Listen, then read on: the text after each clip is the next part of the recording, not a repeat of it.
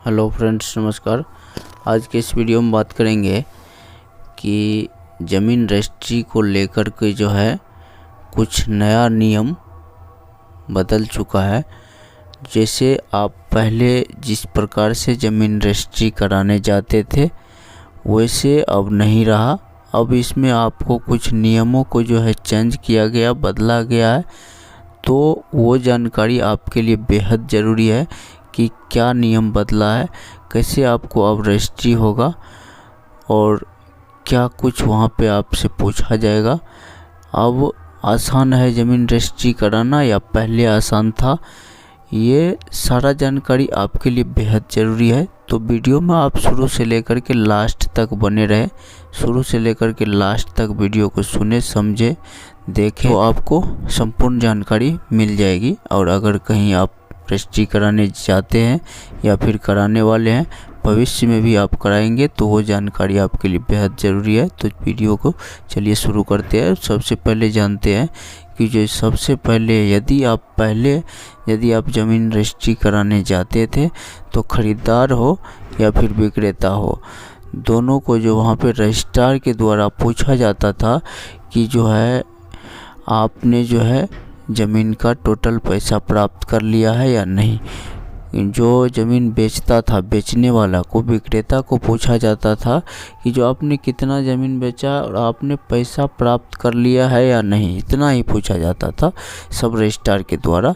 और आप कह देते थे कि जहाँ हमने पैसा प्राप्त कर लिया, बस बात ख़त्म है, और इससे ज़्यादा डिटेल्स में आपको कुछ नहीं पूछा जाता था। लेकिन अब जो है वही जगह पे आपसे ढेर सारे सवाल पूछे जाने वाले हैं। तो क्या कुछ सारा सवाल है, हम आपको डिटेल में बताएंगे। किसी को ज़मीन लिखने जा रहे हैं, रजिस्ट्री कराने जा रहे हैं, तो आप लिख भी नहीं सकते। आप दूसरे को कब लिख सकते हैं, इसके लिए भी नोटिफिकेशन आ चुका है। इसके लिए भी हम आपको अलग से वीडियो में जानकारी देंगे कि जो आप किस स्थिति में आप ज़मीन लिख सकते हैं। तो उसके लिए मैं अलग से वीडियो बनाऊंगा। इसमें मैं इस पे बात करूंगा कि अगर आप रजिस्ट्री कराने जाते हैं, अगर आप रजिस्ट्री करने जाते हैं, दोनों लोग, जो खरीदार होता है और विक्रेता होता है, दोनों को रजिस्ट्रार के द्वारा अब जो वहाँ पे जब बुलाया जाएगा, यदि आप बेच रहे हैं तो आपसे पूछा जाएगा अपने जो कितने ज़मीन बेच रहे हैं और आपको जो है ज़मीन बेचने की आवश्यकता क्यों पड़ी, जो है कितना में ज़मीन बेचा है।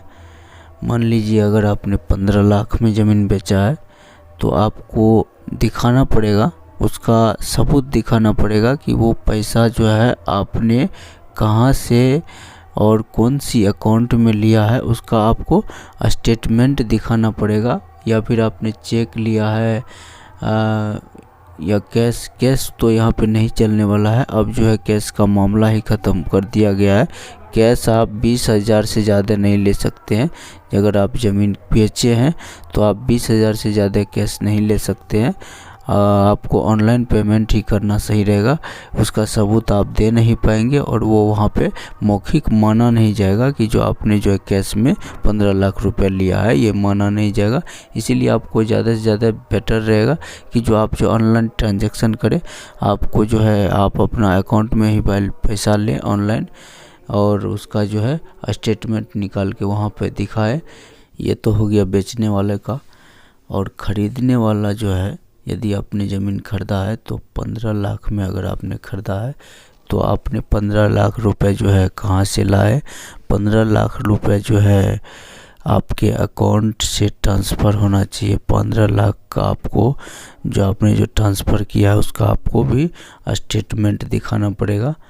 इस नियम में जो है मेन बात यह है कि जो अब जो है कोई भी लोग ब्लैक मनी से काम नहीं कर पाएगा।